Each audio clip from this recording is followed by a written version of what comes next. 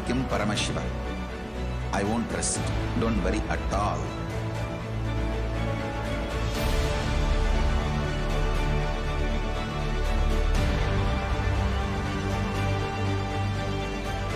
To all my disciples, I give you this as a boon. I'll swallow everything with which you are stuck and liberate you all.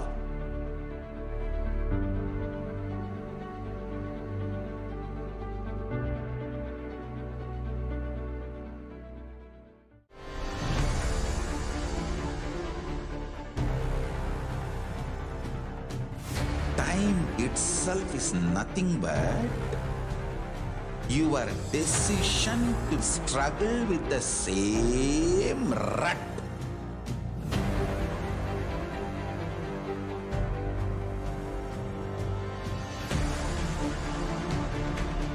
Your decision to struggle with the same rut is time, Kala.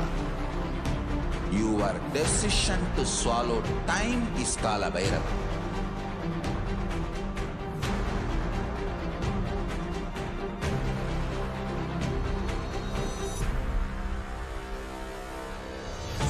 Stand. Be a conscious woman or man. Be conscious being.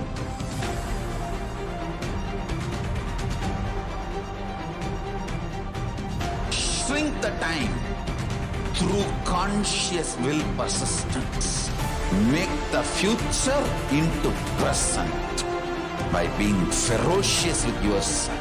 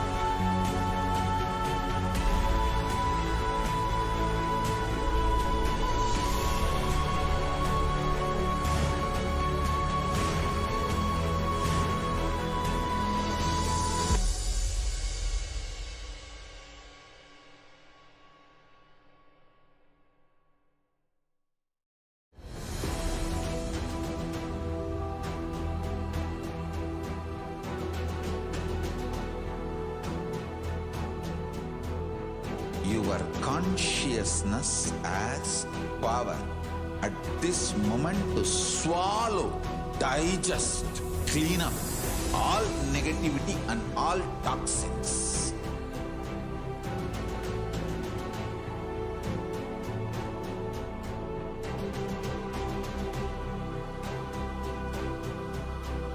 Develop a powerful will persistence.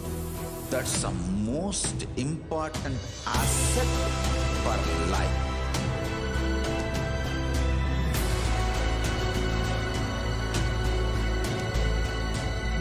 I am not giving you some life positive blah blah. I am giving you the facts of life. I am triggering your consciousness.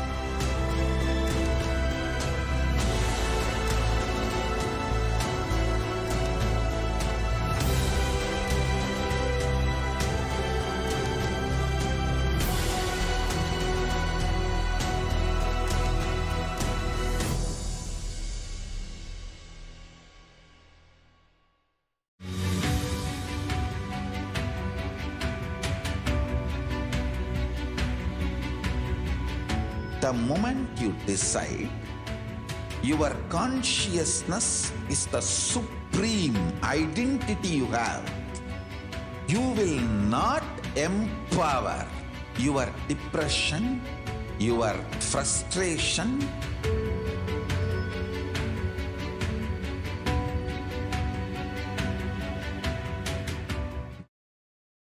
channel.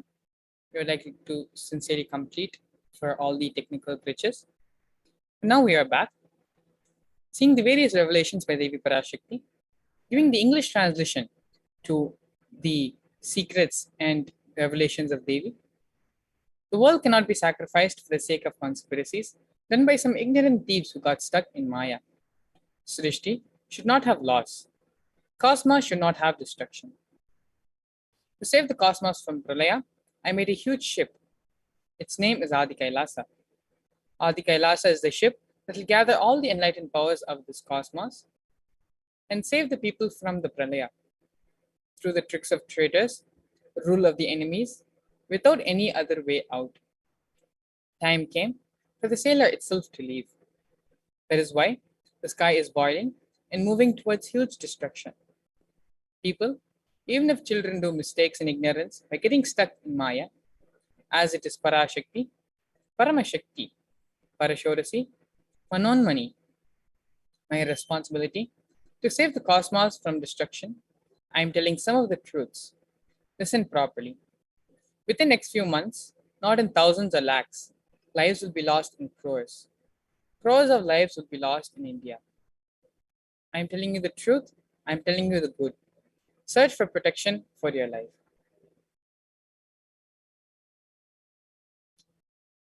So now with this, we're going to be entering into the next segment of today's program, which is the glimpse of the glorious past on this day, 17th June.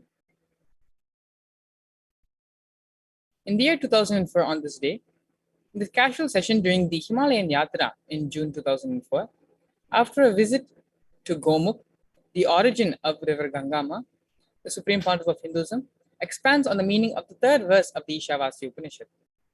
In this session, the Supreme Pontiff of Hinduism reveals the aim of the verse addressing all types of people, intellectual, emotional, and being level people. He reveals the profound truth using words to label anything is what prevents us from experiencing oneness with the whole. He expands on the importance of not adding words as a frame for everything you perceive and instead experiencing it as it is. He reveals it is if this one sutra is understood, all conflicts can disappear. This powerful verse has the key for the heart, head, and soul. He reveals powerful techniques for all people. The graceful Himalayas, he reveals anything you try even once, Himalayas helps you thousands of times.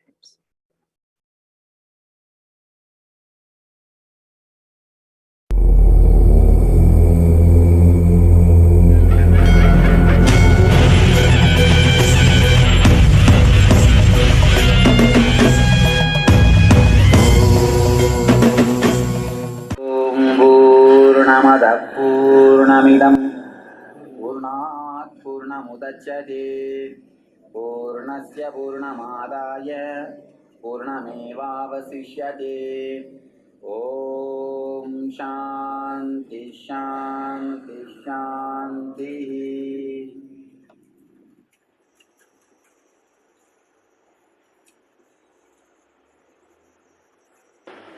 Let us enter into the third sloka.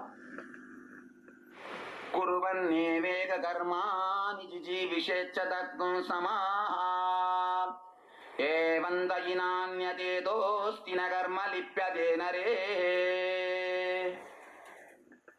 For a person like you who desires to live 100 years, involved in his activities in the world and believing that I am the doer, there is no other path than this, the path of living without being smeared by your doing. Such a wonderful sloka. I feel if I have to comment, I cannot finish even one Upanishad in this whole 15 days. This one sloka, if it's understood, the whole spirituality is understood. Whatever we call as a spirituality, spiritual paths, the whole thing can be classified in 3 ways. One based on intellect, one based on emotion, third based on being. All the three is very clearly described in these 3 lines. Who desires to live 100 years? Actually, the first line, for a person like you, means it addresses the whole world. Rishis cannot address one single person. They address the whole world. In these 3 lines, they finish the whole world. the people who are born, who are living, and who are going to come. Who have lived, who are living, who are going to live. All the three levels of people are past, present, and future. All the three are covered just in this three line. More than this, there cannot be any human beings. Actually, Upanishads are nothing but the keys to open your inner treasure. They are just keys to unlock the inner treasures. Here, the rishis are giving a key. You see, some religion gives a key for only emotional beings.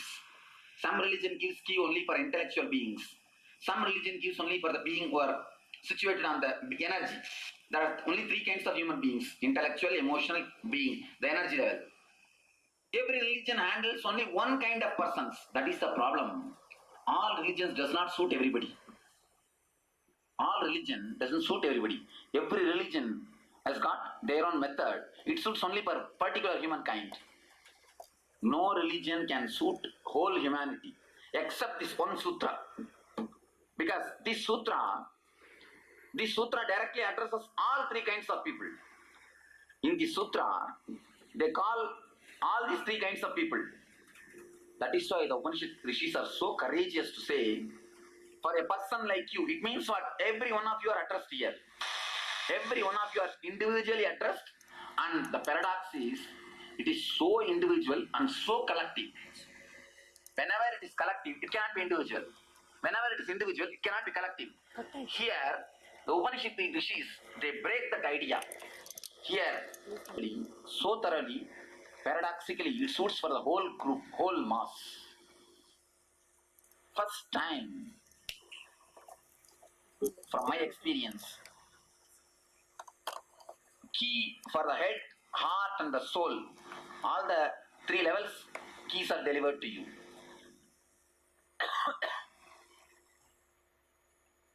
If somebody understands this one sutra, all religious conflicts will disappear. Every religious master, enlightened master, tried to give the way in which he worked.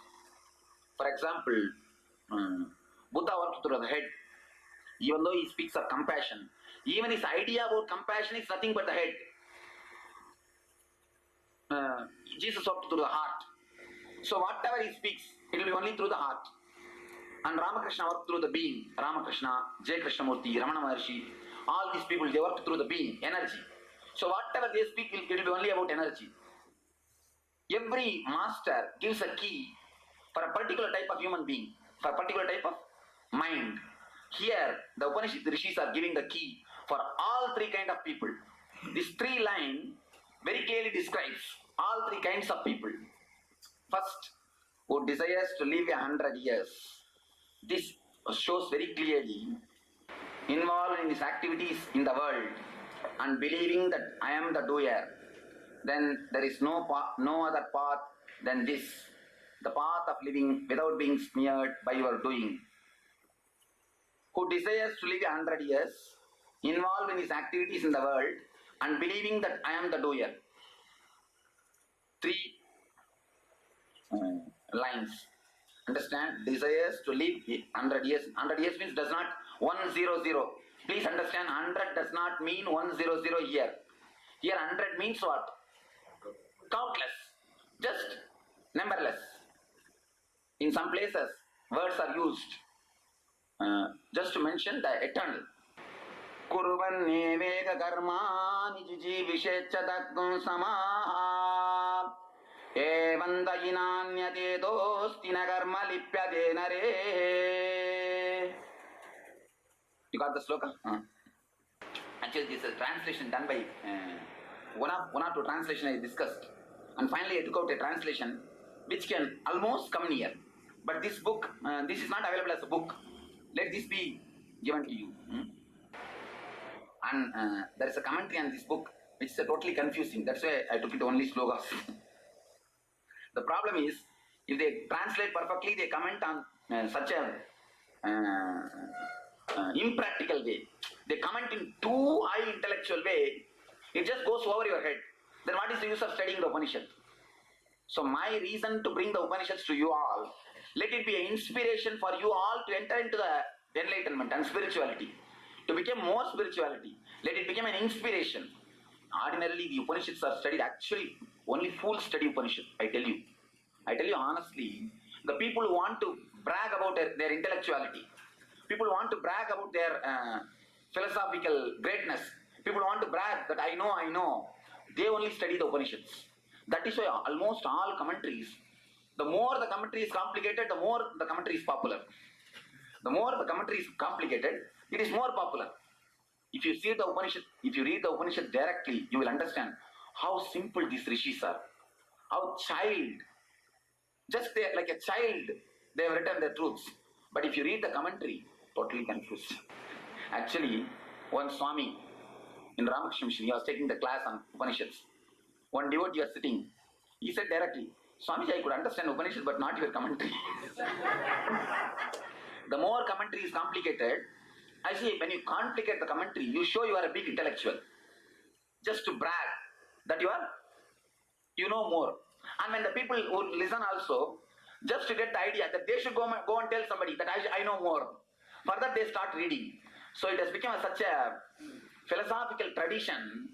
The commentary is more complicated, it becomes more popular. You do not know the nonsense has happened around these scriptures. First, Shankara will write commentary, Bhashya. Then Shankara's disciple Sureshwara will write a Vartika. Vartika means commentary and commentary. And then the Sureshwara's disciple will write a Tika. Tika means commentary and commentary and commentary. By the time the whole truth is lost. There is a small story, Zen story. The one enlightened master, Zen master, went to meet a traditional Zen monastery. There is always two paramparas. The Guru Parampara, Jnana Parampara. Guru Parampara means just to preserve the scriptures. The Pidadhipatis, regular Pidadhipatis, Pidam after Pidam. Then when once he becomes old, he catches some young boy and ties the rope and makes him sit. Hey, take care of the Pidam, take care of the property, take care of all these scriptures which is written and kept by our masters. Like this, the Pidam is there.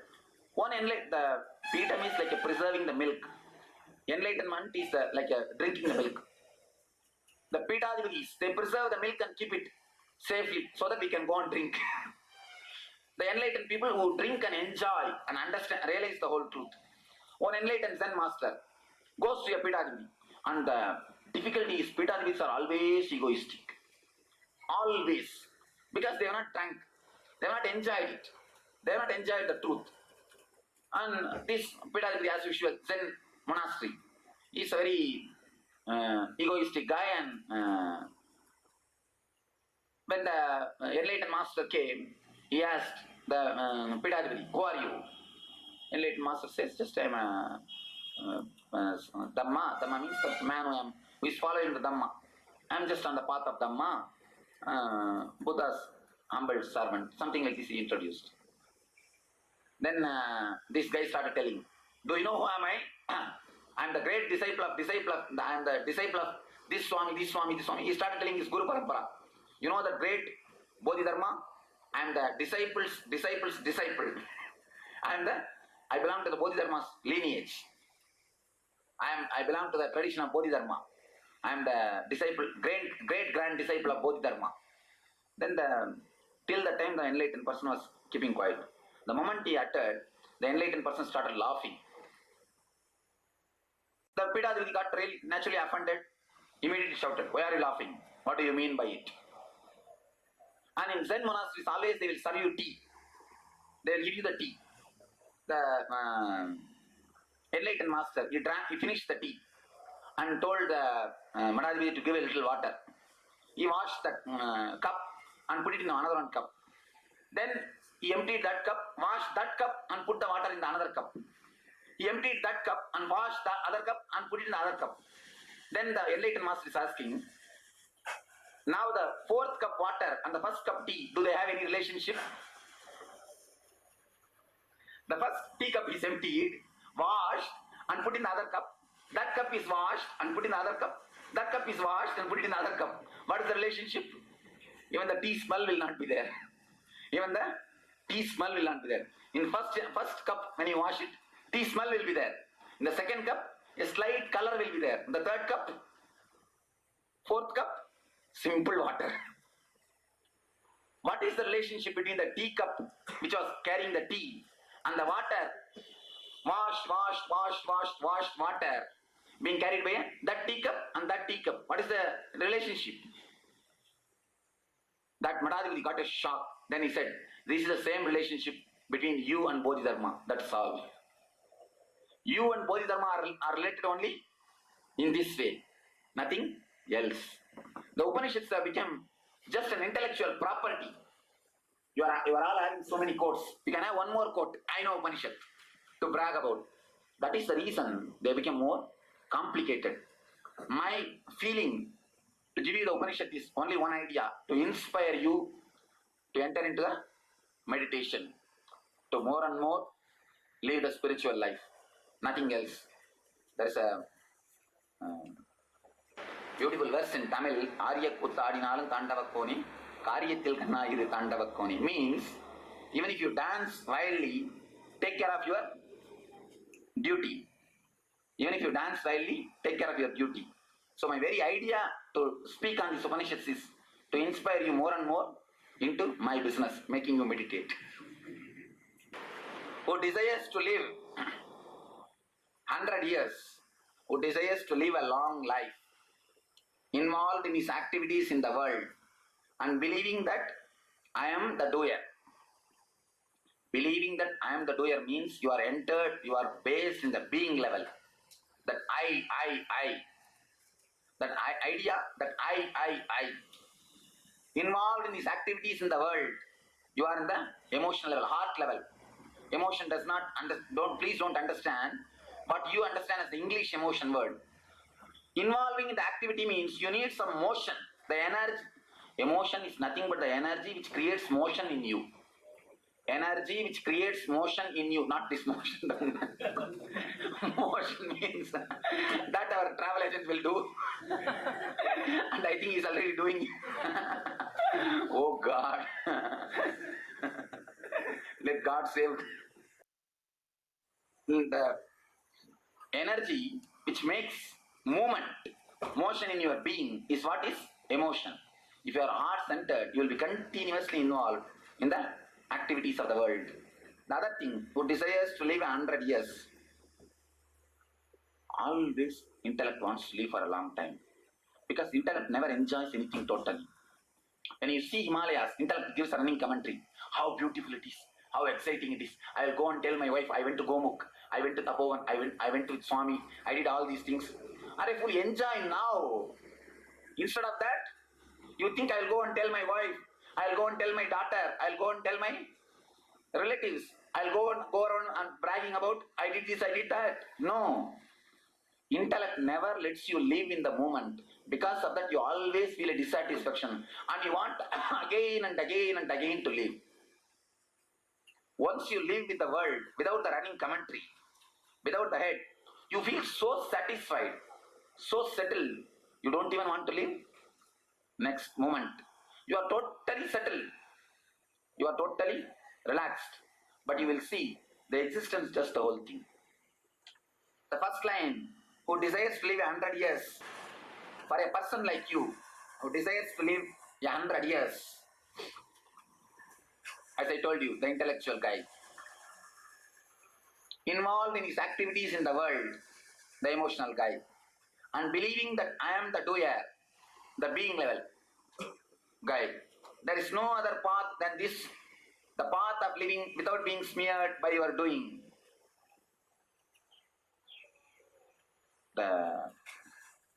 In Tamil there is a proverb, inserting a needle into the banana fruit.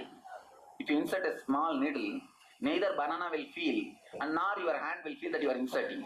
So slowly, but inserting the truth. This line inserts a very big truth in your mind without making it very complicated.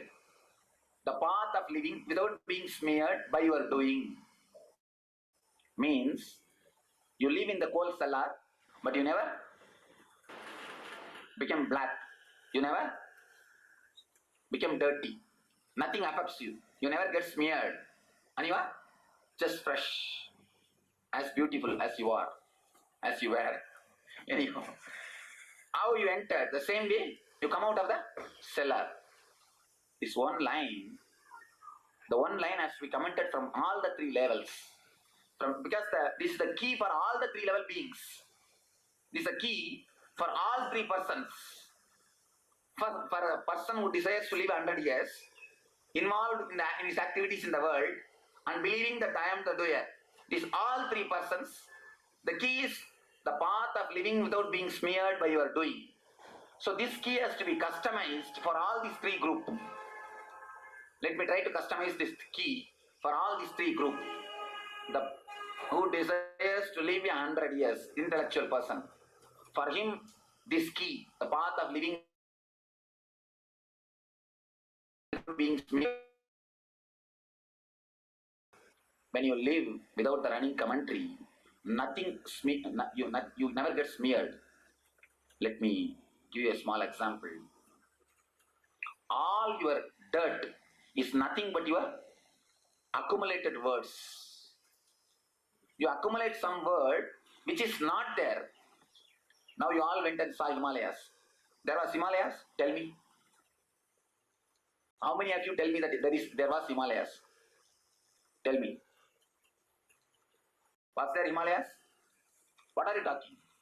Where it was written Himalayas? Tell me. It is your name. There was only the big thing which was there. You cannot even say this big thing. Something was there, that's all. But with the word Himalayas, you never related with that thing. When you bring the word Himalayas in, between that and you never relate with it existentially. You again think, I see Himalayas, I see Himalayas, I see Himalayas. You never see what is there. J. Krishnamurti says beautifully, wordless experience, thoughtless experience. And I tell you, even now when you go by the bus, make the whole thing as a meditation. Whole thing as a meditation. When you look into the Himalayas, when you look into the Ganga, don't tell, oh, big hill, Himalayas, steep curve. Never create any words. Just try to feel what it is. If a child sees the Himalayas, what he will think? He doesn't know anything about Himalayas. What he will see? Just he will see. Just like that. If a child enters in your room, how he looks at everything. Just as if he is going to eat the whole thing. He just lives through his eyes. He has no word. When you create a word, Anga gets locked. When you see without the word, you see the total thing. You see the whole, totality. When you travel, try to relate with everything without word. Try. Now itself don't think, oh, I cannot do. Don't think now itself, because the word I cannot do is also one more word. The word I cannot do is also one more word. Don't believe that word I cannot do. Drop that word and try to see. See, there's one thing. The word is not your nature. That you cannot, if the word is your nature, you cannot drop it.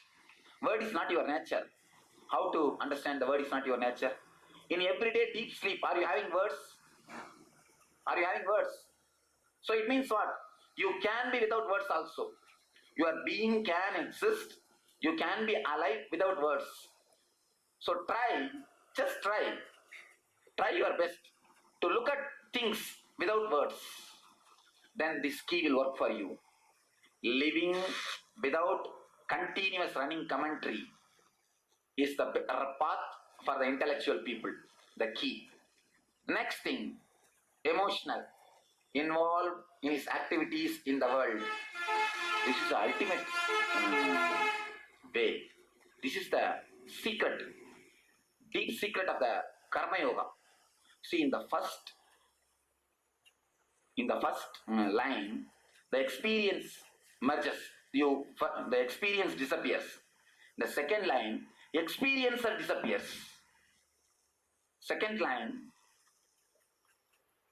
I do not know how many of you are able to understand the things which I am speaking. Please forgive me whether I am simplifying it or not. Can any of you please now give me the reply, honest reply, because with this reply only I am going to decide how I will comment on the next slokas. If any of you feel it is going over your head, please now you raise your hand. No, let it be honest so that I can be, in the next slokas, I will be more simple. Because I am bringing all these words, experience or experienced, all those things. Any of you feel it is too complex?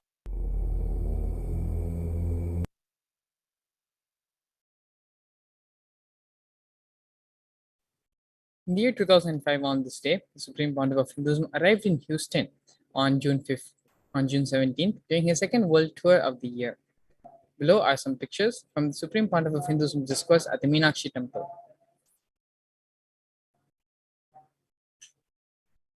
In the year 2007, on this day, a free homeopathy and general health camp was conducted by Nithyananda Paramashivam at Bidadi, Bangalore on this day.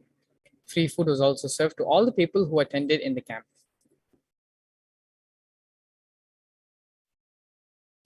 In the year 2009, from the works of Living Enlightenment in this discourse, delivered at the Second Inner Awakening program in Bidadi, the Supreme Pontiff of Hinduism talks about lust and Muladhara chakras. He teaches us the basic quality of anything that survives is reproduction. Basic quality of life is reproduction. Human beings have lost the ability to live with a simple body. He goes on to describe the 4 stages of human development as described in Tantra. If man goes into these 4 stages without getting into the mind or cerebral layer, he gets liberated and experiences the ultimate experience of the cosmos.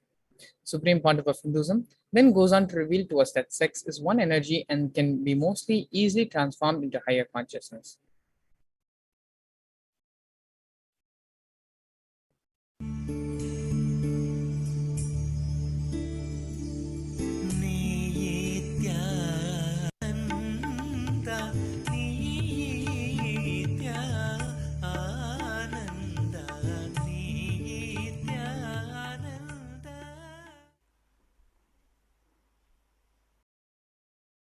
Ananda Spurana or LBP level 1.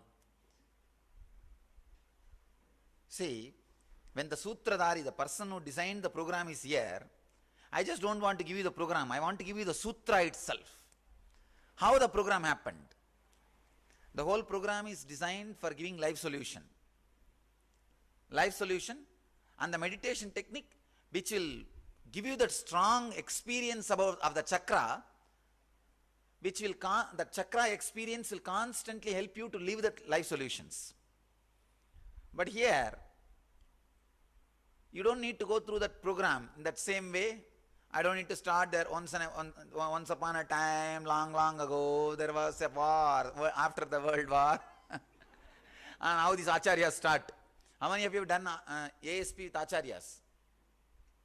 Good punishment.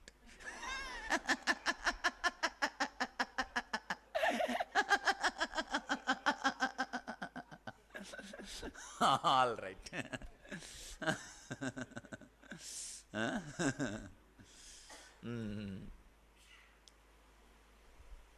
So 7 major life solutions and 7 major meditation techniques. Now you will go through not just those meditations. I want on the same, for the same purpose, but a very deeper process you will go through. See, that whole ASP I designed for acharyas also to conduct. It means what? The possibility is very less, because there are many problems which teachers may not be able to handle. So the whole technique itself, whole thing itself is designed with minimum words, minimum technical terms, and the techniques which will give very little questions and effects. Naturally, when there is very little question, the technique also will give only very little effect, the preliminary effect. So now, you can say maybe like you will have advanced LBP. All the 7 subjects, I'll write it and put it in a cup. You pick up, I think I'll call the eldest participant. Eldest participant in IA, not Gardner, you are LBE. Eldest participant in IA or youngest IA? All right, we will call this guy. He will pick up any one subject I'll start that subject. You can pick up any one slip. Don't pick up all 7. Wow. Picked up. Okay. Wow. Okay. This guy picked up the subject lust.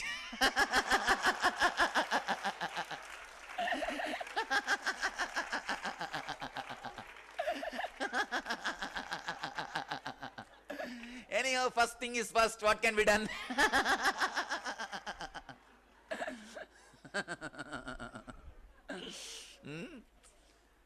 So, maybe for the new people I'll introduce, we have the 7 energy centers inside.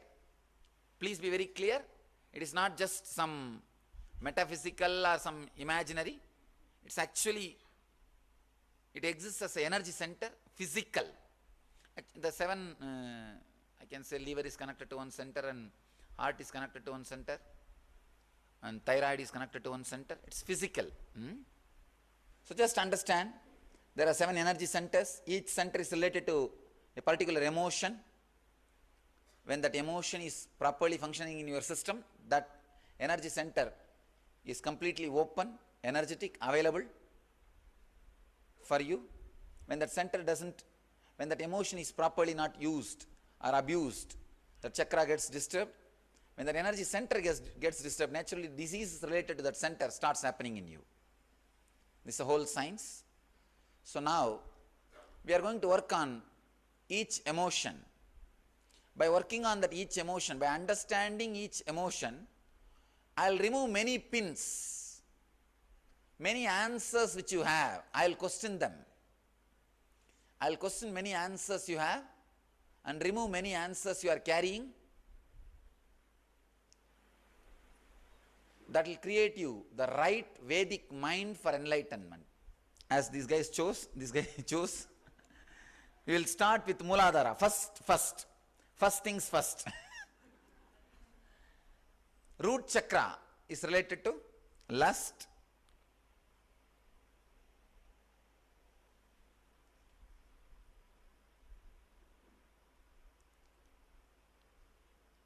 Basic quality of anything which survives is reproducing. Please understand. Anything which survives, basic quality of it, the basic quality of life is expansion. Basic quality of life is reproduction. Not just man reproducing man or animals reproducing animals. Even a poet will always try to reproduce more poets. An engineer will try to reproduce more engineers. An enlightened being will try to reproduce more enlightened beings. Reproduction, expansion is the quality of life. It's the quality of life. Reproduction or the expansion is the basic quality of life. Then how it became problem in human civilization? And it's a quality of life. Then how it became problem in human civilization? Human beings are the only beings where all natural things becomes a big problem. Really. Because we lost living with the simple body. Understand? Very beautifully Tantra describes the lust, the evolution of sex. Between 0 to 7, human beings will enjoy their own body. You will see all the time kids will be putting their thumb in the mouth. They will take the leg and start sucking. You can see. They will put the leg, feet in the mouth. Means they are enjoying their own body. That's the first level of the sex. The Muladhara is described as a 4-petal lotus. That's the first level. Enjoying your own body. Feeling comfortable with your own body. Settling with your own body. That's from 0 to 7. From 7 to 14, enjoying the friendliness means the same sex, the friendship, enjoying the same sex body. That is a basic, anybody who grows naturally will enjoy the same body. the same sex. It's a natural instinct. You will naturally feel, you will not be able to take the jump directly to opposite sex. So naturally you will start enjoying the other body which is near the same sex, which is more or less almost you. So you start enjoying the same sex between 7 to 14. After 14 only you start enjoying, maybe I can say, the need for the opposite sex arises. Tantra very beautifully says, if a man goes through this whole process naturally, without getting into the mind, means without adding fantasies, just being physical, as I was telling today morning, just being physical, if he goes through between 0 to 7, 7 to 14, 14 to 21, by 21, he will have that ultimate sex, means ecstasy with the whole cosmos. He will become brahmachari. The idea of the Vedic sex, or the idea of Tantra, I am describing very clearly. Between 0 to 7, enjoying your own body. Between 7 to 14, enjoying the same sex. And 14 to 21, enjoying the opposite sex. By 21, you will become brahmachari. You will be liberated. Of course, this does not happen anymore in the modern day. When we had Gurukul system, when we had the Vedic education, the man was liberated from the body by 21. 21 is ready. He is not bothered at all anymore by the body. Unfortunately, when the mind interfered, when the accumulation of the fantasy started, first thing, the kids are not allowed to be comfortable with their body. When you put your hand in the mouth, what parents do? First thing, take it out. And that suppression first starts. First, that suppression only starts the problem in the Mooladhara. Then the next thing, only with human beings, mind plays a major role even in sex, which is a physical act. Even there, many people come and complain to me, Swamiji, the physical act itself is not that juicy, but the mental imagination or the fantasy looks so juicy, Swamiji. Means what? Most of your being is shifted. Most of your center is shifted to the mind. More cerebral. Your enjoyment has become more cerebral, not physical. Beautifully, Zen says, if you drink 1 cup of tea, intensely enjoying it, you will be liberated from tea. If you smoke once, intensely living it, physically, you will be liberated from smoking. If you drink once, intensely, physically, you will be liberated from drinking. Same law. Any emotion, when it arises, only if your body moves, mind does not respond, you will be liberated from that emotion. Understand? This is the key. Let your body move with that emotion, not the mind. Let your mind not add something or delete something. The big problem is with the sex, you add so much, mind adds the whole thing to it. When it is not juicy, you pick up some magazine, some idea, something from media and try to add juice to it. Even though you know it is the same boring act. No, sometime after the middle age it is the same boring act. But you want to add juice to it. So you need fantasy. You need fantasy. You are adding fantasy to it just to add juice to the act. Then naturally, you are adding, like I can say, you are adding more fuel than your body can burn. So after that, what will happen naturally? That remaining fuel will continue to be there, constantly boiling your system. So adding fantasy is the first negative act done by the human being to destroy their sex life. Otherwise, which would have been a simple, pure, beautiful life.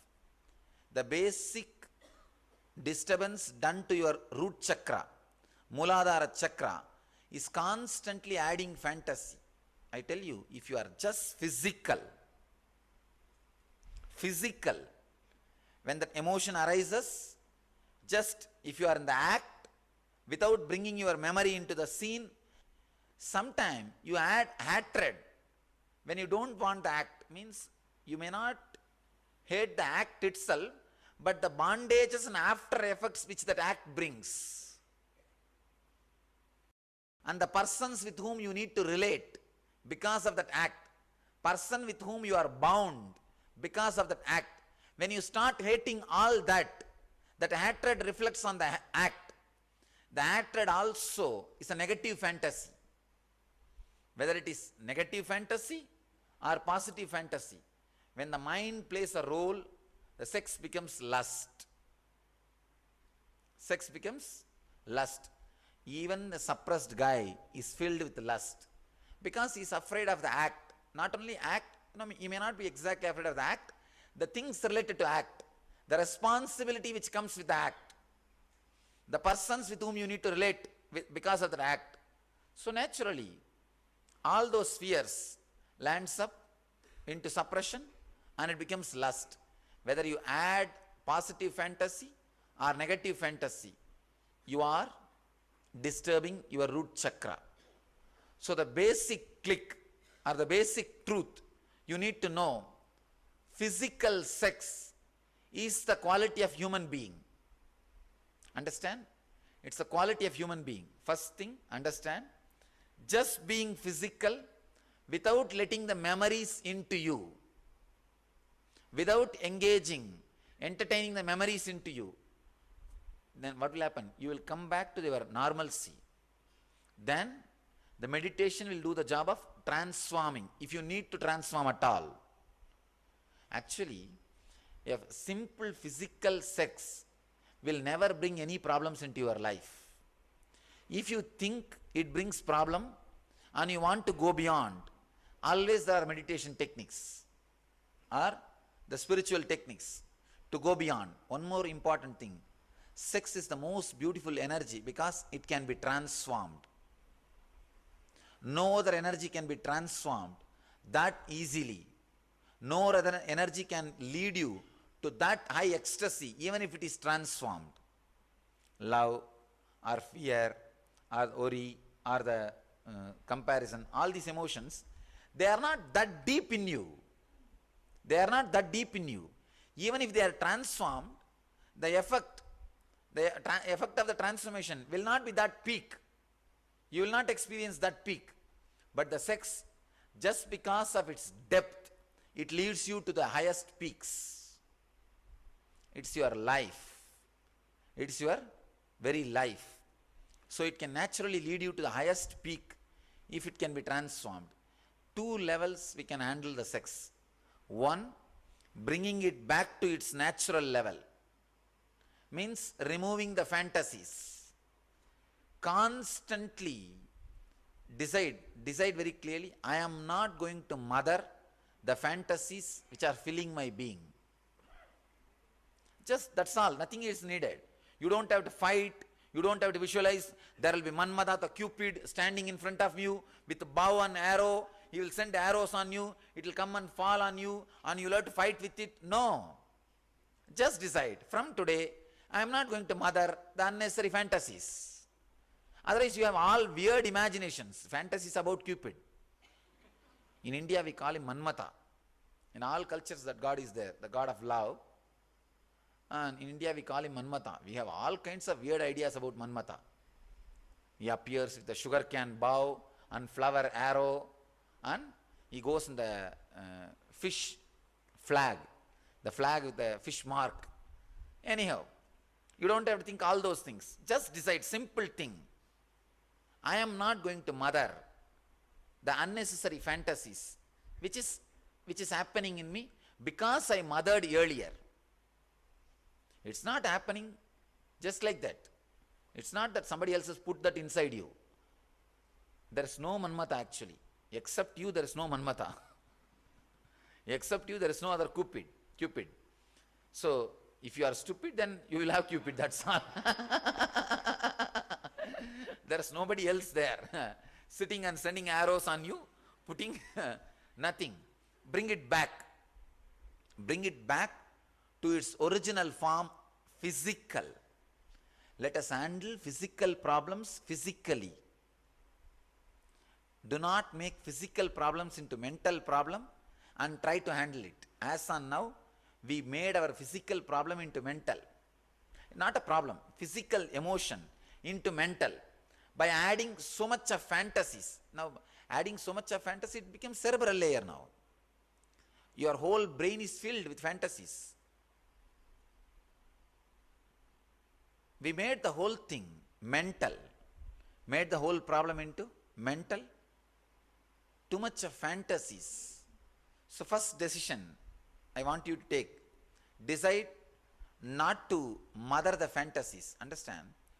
Not only the problems of lust. Actually, this is the root of all relationship problems. Almost all relationship problems starts from here. When you have too much of fantasy and you try to chisel the other person, and naturally you can't chisel the living being. Not only you can't chisel the living being, she is also carrying another one chisel and the hammer. She is standing with the chisel and the hammer, and you are standing with the chisel and the hammer. And both of you are standing with the chisel and the hammer. And the whole house is constantly filled with the chiseling sound. From morning till night, whatever you hear in your house is nothing but the chiseling sound. It goes on tuck, tuck, tuck, tuck, tuck, tuck, tuck, tuck. Sometime you are tired of chisel and the hammer, you take the grinding machine.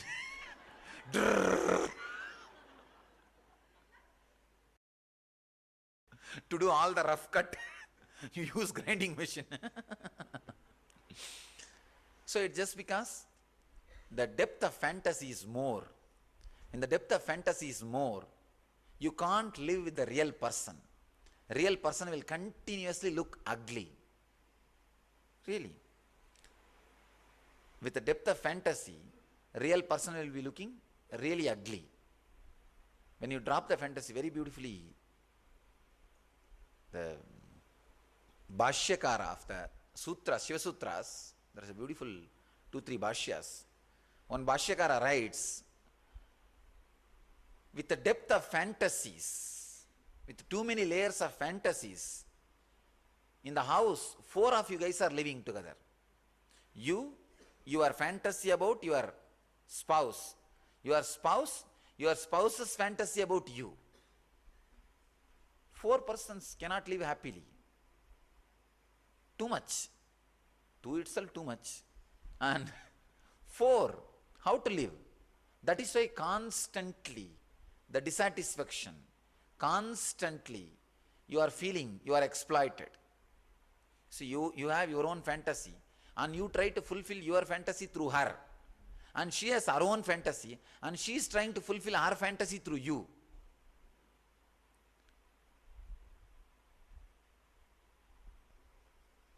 They tried to reduce the number of people in the house from 4 to 3 by not letting fantasies into women. But now in the modern day, it became the women's freedom movement. Of course, I am not agreeing that they should not have fantasy, or all I am saying is both should not have. Slowly, the freedom movement, naturally now they have their own freedom. Freedom means what? To do whatever men are doing. So naturally they also accumulate enough of fantasies, and now 4 are living in the house, sometime even 5, 6. Because sometimes you have fantasy about the same person, 2, 3 fantasies about the same person. 2, 3 different self-contradicting fantasies. You want that person to be in some way at some time, some other way in some other time. Completely opposite 2, 3 characters. Completely opposite 2, 3 personalities you are expecting from the same person. So naturally, the whole thing becomes chaos. Understand? The fantasies not only reduces sex to lust, and it creates enough of hell in your day-to-day life through all the relationship problems. All relationship problems are just because of the fantasy layer. This is in the normal sense. If you go a little deep, fantasy is responsible for seeing this God as the world. Please understand. Jagat, whatever you are seeing is God. It appears of your fantasy. Without fantasy, what is will be seen as is. Please understand. The waking state now, what you see as the world is made out of the same stuff which you experience as the dream in the dream state. In the dream state, if you see this hall, I think many of you are seeing now in that state only. At least few I can see very clearly. The way in which they are sitting. If you see the same hall in the dream, in what stuff this hall is made, in the same stuff now also this hall is made. Please understand. The same wax, now this hall is made, and when you fall into the dream, again it's collapsed and made out of that same wax, this hall is made. Then when you fall into deep sleep, it just collapsed and it's available in the form of a big bunch of wax. That's all. One load of wax, that's all. When you are seeing this whole thing as a load of wax, it's called deep sleep state. When you see the same wax, maybe a little less frequency, you can call it dream state. A little different frequency, the same wax, the waking state. When you realize that wax is an energy, you are experiencing the fourth state, the enlightenment, God. Wax is seen as wax and the object because of your lust, fantasy. Please understand. If you just remove the fantasy, the same hall will not be seen as the same hall as you are seeing now. You may think, what do you mean, Swamiji? If you remove the fantasy, you will understand. The very things which you are seeing will be completely different, because the fear and greed on which your whole mind is strung, fear and greed as the pin on which the string diagram is done, that pins will become different. When the pins become different, the diagram will be different and you will see things differently. Understand? The same lust I am talking in the different angles. One, because you add fantasies into your being, not only adding, constantly mothering. One nice thing with fantasies, if you don't mother it 14 days, it will leave your system. Understand? I am giving you some of the important clicks. If you do not mother that fantasy for 14 days, for example, you may have a fantasy with some particular person or with some particular situation or background or act, something. If you do not mother that fantasy for 14 days, decide consciously, I am not going to mother that fantasy. Mother that fantasy means not going to entertain when it comes, including dream. Even in dream, if it comes up, I am going to consciously say, I am not going to mother you. Relax. Just for 14 days. If you don't mother any fantasy, it will just disappear. It will not come inside your inner space anymore at all. Please be very clear. When I say, I really mean. You may think, just 14 days. Looks too simple, Swamiji. I struggled with too many things, too many techniques. Understand, when you struggle, you already mothered. Maybe mother-in-law, that's all. When you are encouraging it, you are mothering it. When you are fighting with it, you are mother-in-lawing it. So whether you are mother-in-lawing or mothering, you are mothering. So be very clear. Neither mother nor mother-in-law it. Even I am surprised how all these things are coming out. Now I designed one more word. Coined one more word. Neither mother the fantasies nor mother-in-law the fantasies. So be very clear. 14 days. Do not entertain even to fight with it. Just 14 days, enough. You will see the power or the influence of that fantasy on you will disappear. It will disappear. It's the first thing. Second thing, because of the fantasy only, you are constantly trying to fight with everybody. The constant irritation you are carrying, not only about your spouse, even about your kids, your parents, about everybody you carry a fantasy. Again, that fantasy is also stored in the same Mooladhara chakra. Even if you don't have fantasies with your spouse, your fantasies about your kids and parents can continue to disturb you, irritate you, can continue to disturb your Mooladhara chakra and continuously create problems inside you. So do not carry, do not mother fantasies about anybody, how they should be, how things should be. Do not mother. This is the second layer. Third layer, the world is seen as the world because of your deepest layer of fantasy. The deepest level, if you stop mothering the fantasies which are raising in you, even about the world, you will stop seeing the world as the world. Please understand. Anything you see is because of the fantasies you mothered. Because of the fantasies you mothered. Anything, all, if you see it's ugly or it is good, it's looking beautiful, anything you use, any idea you carry, it is nothing but your fantasy. So in the deeper level, dropping the fantasy will lead you to enlightenment itself. First, if you drop the fantasies, the first superficial level, your lust will come back to its original source of sex. Means you will become a normal human being. If you drop fantasies, the sex level, your day-to-day relationships, your day-to-day life will become more sweet. I tell you, when you drop fantasies and live with a real spouse, she will look like Apsara, means celestial being, and he will look like Shiva himself.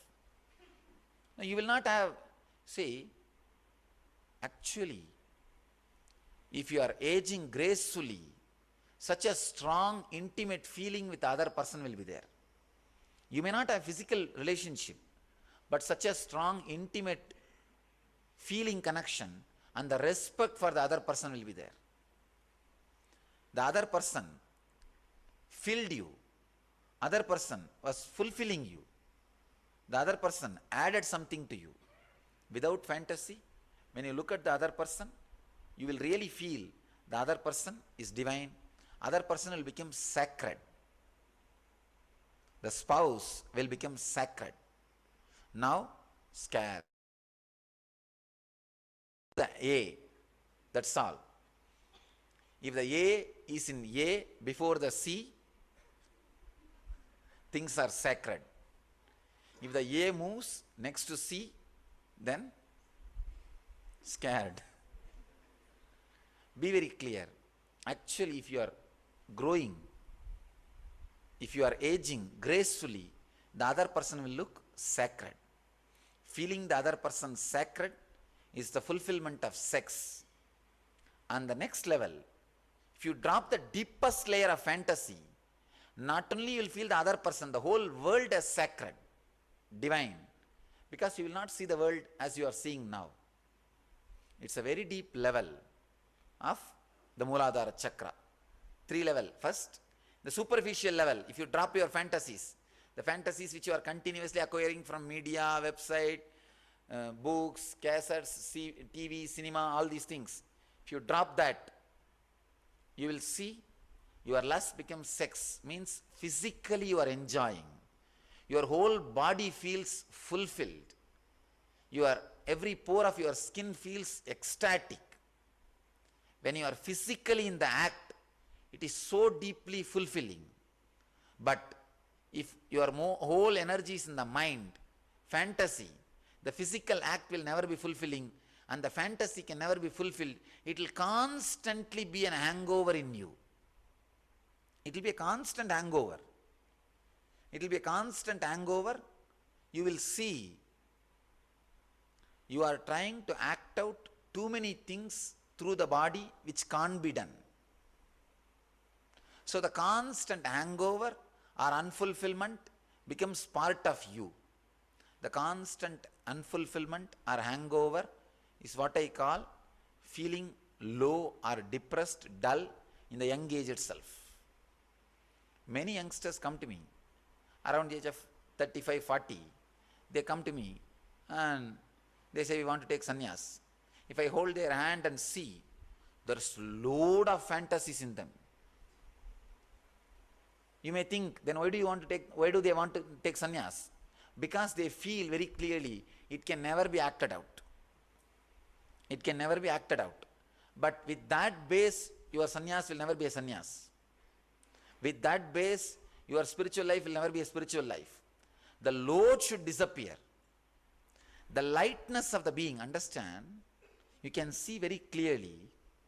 Ramakrishna says very beautifully, he will hold the hand of a person. If it is heavy, he will tell them, no, this fellow is lustful, means filled with fantasies. He can't do anything. Actually, when the fantasies are dropped, physically you will feel you are light.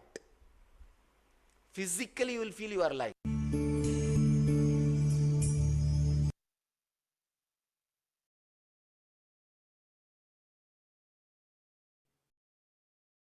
In the year 2011, on this day, glimpses of the power of manifestation, materialization, and teleportation by the Supreme Pontiff of Hinduism.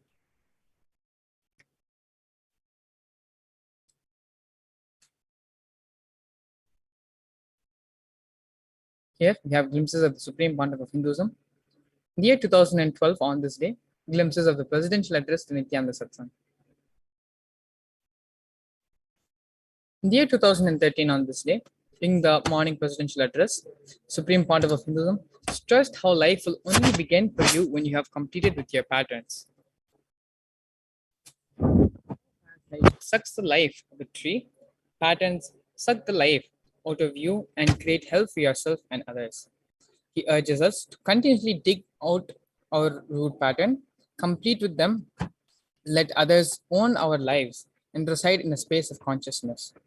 Completion brings us new happy, and we become the most happy, blissful, complete beings. Here we have glimpses of the Supreme Pontiff of Hinduism in the year 2014 during the morning presidential address.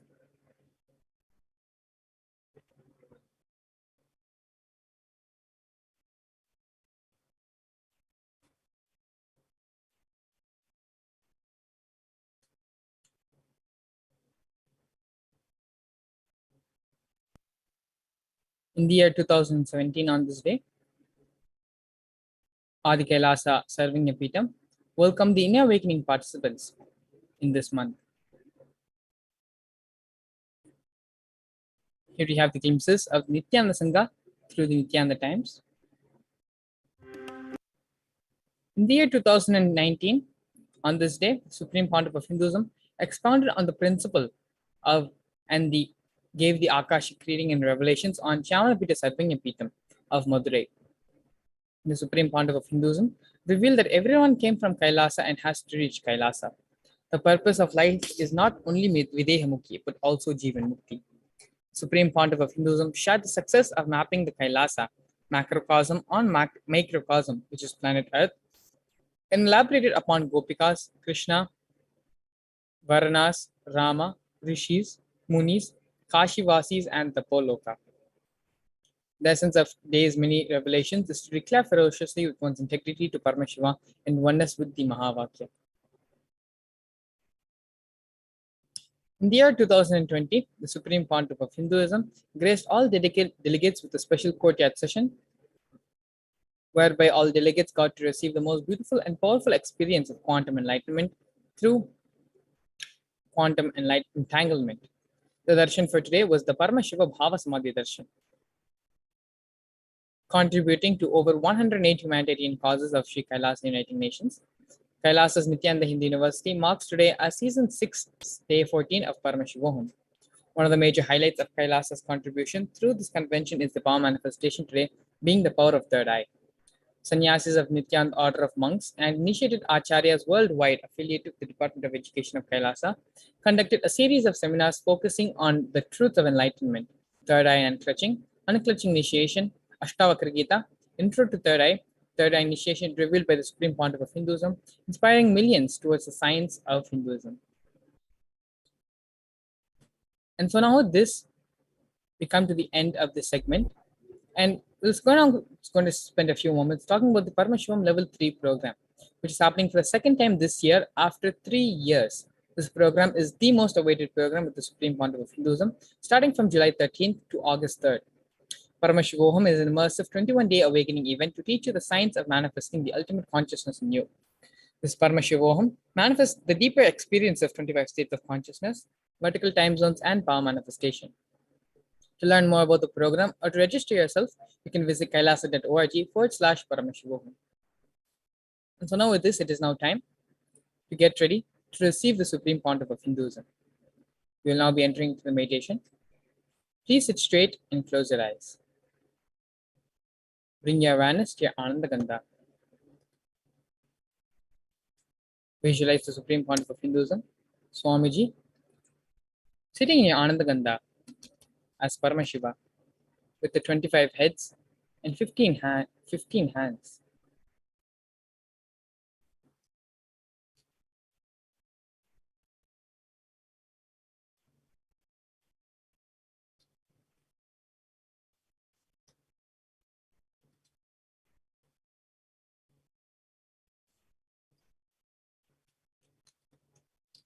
Sashananda Mahavakya mantra, Om Nithyananda Paramashivoham, and loud mantra to reverberate throughout your entire being. Om Nithyananda Paramashivoham. Om Nithyananda Paramashivoham. Om Nithyananda Paramashivoham. Continue to be in this deep space of personal awareness as you get ready to welcome the Supreme Pontiff of Hinduism for today's session.